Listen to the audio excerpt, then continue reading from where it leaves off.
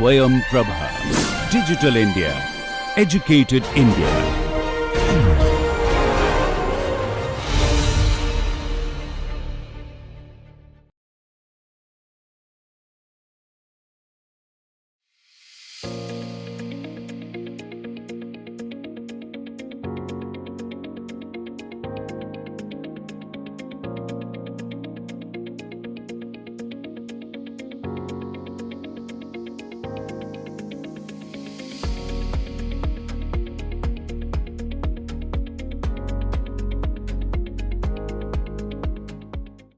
Welcome to the second lecture. We will start with the advantages associated with the smart materials. So, when we use the smart material sensors and actuators in a structure, we get quite a few benefits. One is we get real time or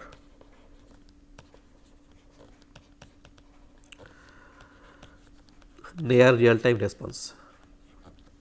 We saw in the last lecture that most of the smart materials has a response time in the order of microseconds, and distributed actuation and sensing is possible.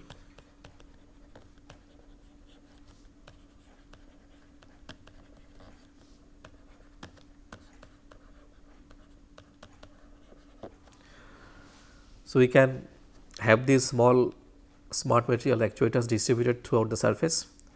So, this distributed actuation is quite helpful when it comes to shape control.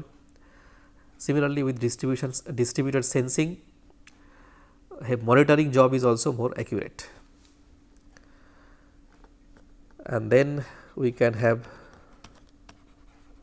minimal effect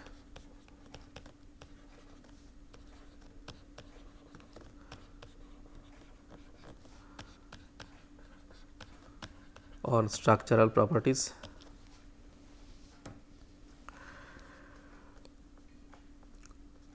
We have seen that the smart materials comes with different mechanical properties. For example, if we talk about piezoelectrics, even we have seen that the elastic modulus of the piezo ceramics and the piezo films are quite different. So, depending on the property of the structure, we can choose a piezoelectric material which goes well with the host structure. So, for example, in case of flexible structures, generally PVDF is used because of its low elastic modulus and so on. And also we can get weight saving because they are kind of lightweight.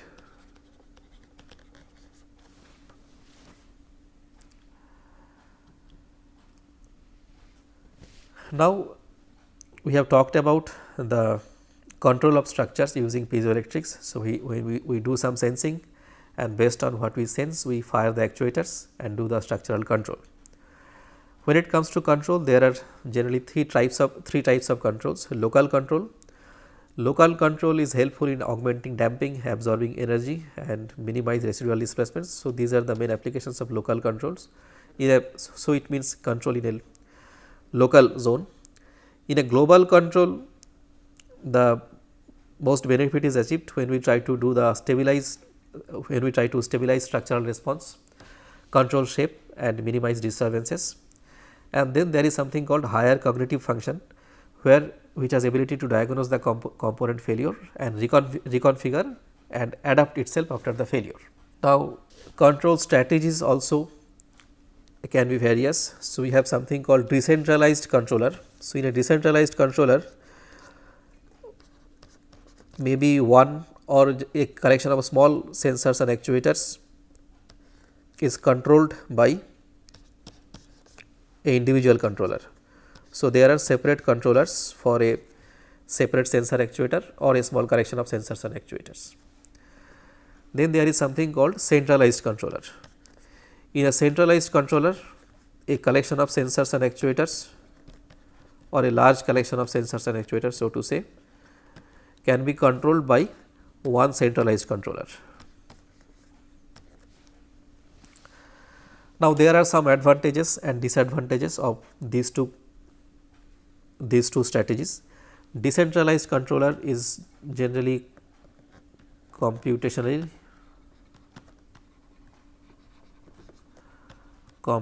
expensive,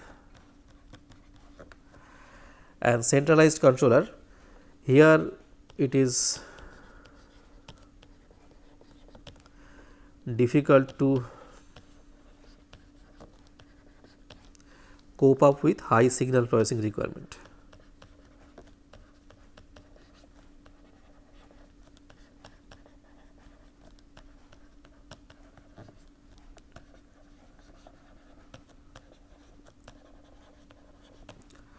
And then there is something called hierarchical control. So, here there are different levels. So, maybe we have a set of sensors and actuators for which there is a controller, and then again that is controlled by another controller. So, we can define a hierarchy like that.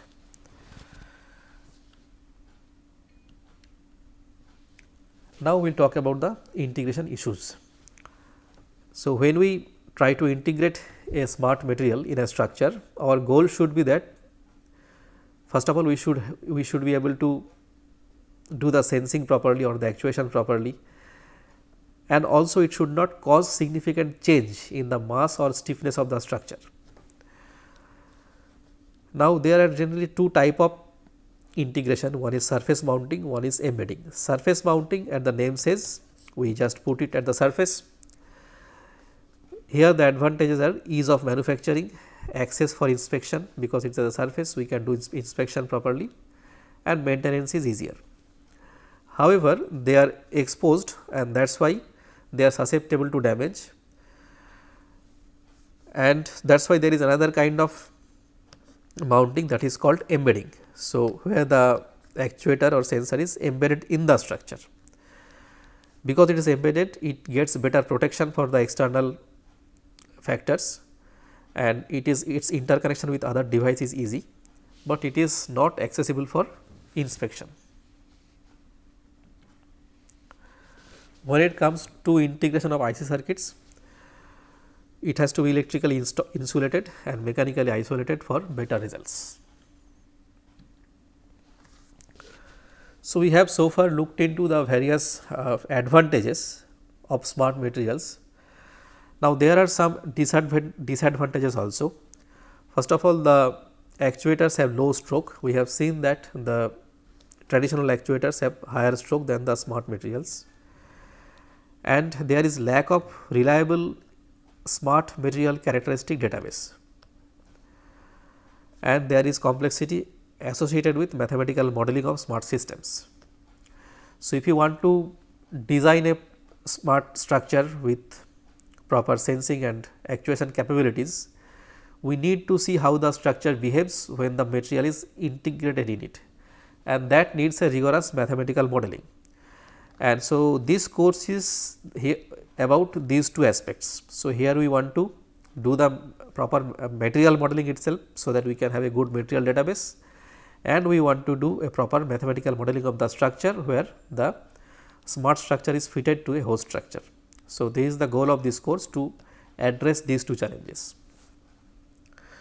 And another barrier is non-availability of robust distributed adaptive control strategies.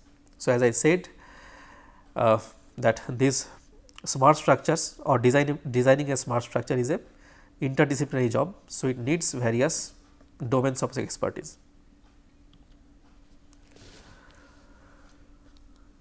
Now, we will talk about some of the prominent or major smart structure programs. In US, Army Research Office, Office of Naval Research Board, Air Force Office of Scientific Research, and Defense Advanced Research Project Agency, they came up with several smart structure programs. In Europe, there is application for smart structures in engineering and technology, ASSET program. So, UK, France, Germany and Italy were the participants. Adaptronic under German Aerospace Center, that was also another program. In the Asian countries, Japan in 1980s, they had VGT, Variable Geometry Truss, SSS, Smart Structural Systems, It was by MITI, Ministry of International Trade and Industry. And other major programs, ARO initiated URI, University Research Initiative, that was in 1992, SPICES, Synthesis and Processing of Intelligent Cost Effective Structures, CHAP, Compact Hybrid Actuator Program, that was in 2002 to 2003, class Conformal Load Bearing Antenna Structure.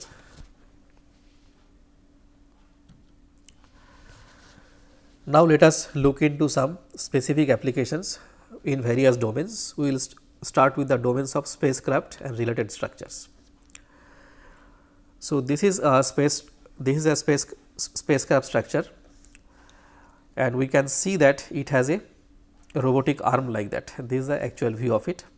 Now, these structures can be as large as 100 meter, and these robotic arms are used to proper positioning of the equipments.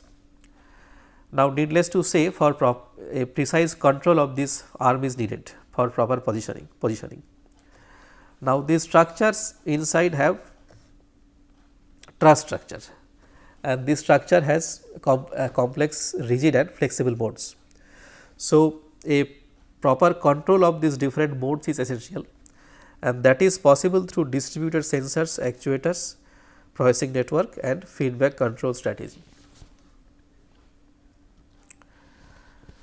Space antennas or satellite antennas are designed to receive and transmit electromagnetic waves. Here we can see some images. These antennas are used in communication systems, and this communication can be, these are long distance communications. It can be between between satellites, spacecraft, and between Earth and space also. Now, for proper signaling, the pointing accuracy of the antenna is important. Now, structural performance and pointing accuracy can be enhanced through distributed compact lightweight sensors and actuators. Now, we will talk about one special application of shape memory alloy actuators, and that is for release mechanism in spacecrafts. Release mechanisms are used for deployment of satellites and payloads in space, and for that most of the solutions were pyroelectric based. So, they used to have explosion and which lead to shock, and because of this shock there were a lot of failures. In up till 1984, there were about 15% of the space missions that experienced some kind of shock failures, and which resulted in abortion of half of the space missions. Now, various other solutions were tried, but the shock could not be avoided. So, finally, the solution came through shape memory alloys. As we know that shape memory alloy can be deformed, and then when it is heated, it generates the actuation force, and that was used for release. So, various shape memory alloy solutions. So, those devices are this like force nut, fast acting shockless separation nut, QK nut. They were developed for microsatellites. A good study of this can be found in this paper by Smith and others. Satellites carries antenna mounted on its body for communication, and NASA, Goddard and Lockheed Martin, they carried out shape memory alloy thermal tailoring experiment, and it was observed that shape memory alloy foil attached to only one parallel surface can help in achieving bistable shape. A bistable shape means a shape which is stable at two configurations. For example, a very simple example is a buccal beam. So, a buccal beam can be stable at these two shapes. Now, there is a lot of research in the structural engineering community in finding out structures with bistability or even multi-stability also, and these kind of structures are quite helpful in tailoring as we can see here. So, we can find some discussion on this in this paper. Here is one application of electrostick actuators, and that is for deformable mirrors. Deformable mirrors have controllable reflective surface, and they are quite helpful in waveform control. Now, here is a study which is described in these papers. So, here there is the configuration looks like this. So, you have a plate which we call it a face sheet, and then at the base there is a base plate. So, face sheet and base plate, and they are connected by actuators. So, this is a very simplified schematic view of it, and there are number of these actuators. Now, each actuator actually it is composed of several stacks of the lead magnesium niobate electrostick tips. So, each of these stack had 425 layers of lead magnesium niobate sandwiched between alternating positive and negative electrodes, and there were 21 such actuators. Now, needless to say, this is a quite complicated system. So, its proper analysis is required. So, here a nonlinear dynamic analysis and also static analysis was conducted by Holm and his co-authors.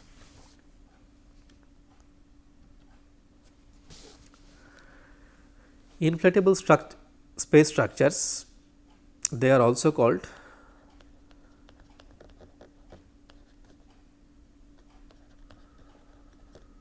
Gossamer structures. So, these are ultra lightweight structures, and there is tremendous amount of development in this kind of structures for space applications. So, their main constituent is a membrane, and these membranes are often under pre-stress to keep the shape.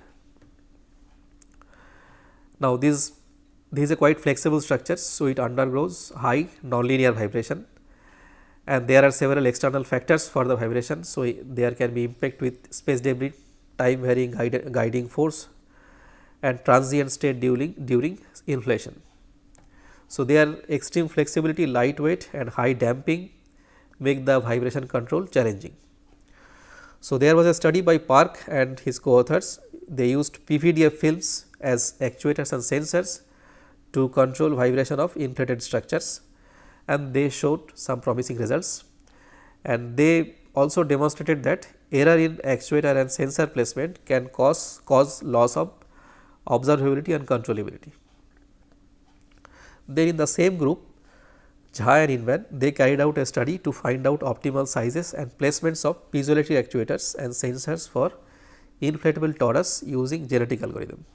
Now, torus structures which looks like this, which has a donut shape, they also find lot of applications in this inflatable structure. So, it is inflated basically it is a inflated torus. So, here we can see one inflatable solar antenna, that is a concept of NASA. They also have this kind of torus structures. So, these torus structures were studied by Jha and Inman, and they also showed some interesting conclusions. The Air Force Research Laboratory and partners including federal agencies and various industrial and academic bodies, they explored smart structures use for 3 areas of applications: vibration isolation, suppression and steering, space experiment and mid-deck active control experiment, and satellite ultra quiet isolation technology experiment. Now, the goal of the first one, VISS, was to demonstrate the vibration isolation of an optical system from broad based disturbances by a minimum of 20 decibel over 1 to 200 hertz for a space telescope, and it was the first successful space related demonstration of active vibration isolation using a hexapod Stewart platform. The ACYTE, it consisted of a hexapod assembly of 6 hybrid active passive struts involving piezo stacks to provide vibration isolation as well as 6 degrees of controlled motion of the platform. The objective was the MACE program was to demonstrate adaptive control in a microgravity space environment. So, after these spacecraft related applications, now we will go to fixed wing aircrafts. In fixed wing aircrafts, the applications are there for active vibration control, gust alleviation, wing flutter stability augmentation, increasing aeroelastic stability, stabilization of tail buffeting. So, we can see that there are a lot of aeroelastic applications. Then interior noise control, shape control for performance enhancement and structural health monitoring. The benefits that we get are enormous. It increases in the payload capacity, enhanced range and endurance, enhanced life through load reduction, enhanced structural safety, and enhanced performance and maneuverability. And with structural health monitoring, the downtime of the vehicles can be reduced, and which has lot of safety and economic implications. First, we talk about some cases of flutter control. Now, flutter is a dynamic aeroelastic instability. So, the dynamics of a aircraft wing in the aerodynamic environment can be written as this: mx double dot plus cx dot plus kx, standard form, where x is the displacements of the structure of various points in the structure, and this aerodynamic force, this also becomes a function of the structural states, the displacement, velocity. Now, beyond a certain speed of the aircraft, this system becomes such that the effective damping of the system becomes negative, and then the structure shows some kind of unstable growing oscillation, and that is called flutter. So, its control is necessary. So, with the help of proper control, the vibration can be stabilized and it can be prevented from growing. Lazarus and Crowley, they performed analytical and experimental study of aeroelastic stability enhancement through active strain actuation using PZT patches. They used a uniform cantilever wing which was made of graphite epoxy laminate with 3 banks of piezoelectric actuators distributed over 70% of its surface. And here the control objective was gas disturbance alleviation and flutter suppression. And using induced strain actuation, the flutter speed was increased by 11%. The root mean square response covering a bandwidth of 100 Hz was reduced by 8 decibel. Lean, Crowley and Higg, they performed open and closed loop tests in NASA's transonic dynamic tunnel. Significant vibration suppression and load alleviation was demonstrated.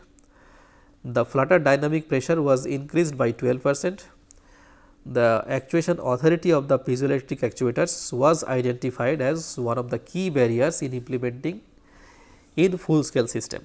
So, as we saw that the smart material actuators, their actuation authority or the stroke is less than the traditional actuators. So, that is where they faced a barrier when they tried to implement it for full scale system. Now, Suleiman and others, they created wing model with adaptive stressed skin which had PZT sheet actuators and performed wind tunnel testing. So, there were 2 ailerons actuated by 2 servos located outside the wing, and using the adaptive skin, the control authority of the ailerons was supplemented. So, their adaptive skin concept was something like this. So, if it is a wing, the skin of the wing, it in the underneath of it there were distributed actuators. So, by having distributed actuation, the skin could adapt to the external changes, and that adaptive skin could supplement the control authority of the ailerons. Now, these piezoelectrics are quite useful in micro air vehicle also, especially when there are flapping mechanism. So, here is one such example in this paper can be found. And then there was a smart wing program. It was initiated by DARPA, and that had 2 phases. The first one was to active wind twist control using shape memory alloy torque tubes, and the second one was control of hingeless smooth contour trailing edge surface using shape memory alloy wires. The two fighter wings were fabricated with reduced scale 16%, and tested in NASA Langley Transonic Dynamic Tunnel. A tip twist in a range from 1.4 degree to 3.6 degree was achieved in the wind tunnel tests, which led to maximum increase of lift by around 11.5%. In the phase 2, a 30% scale full span model representative of unmanned combat air vehicle was built with an active smart control surface on the right wing and a conventional control surface on the left wing.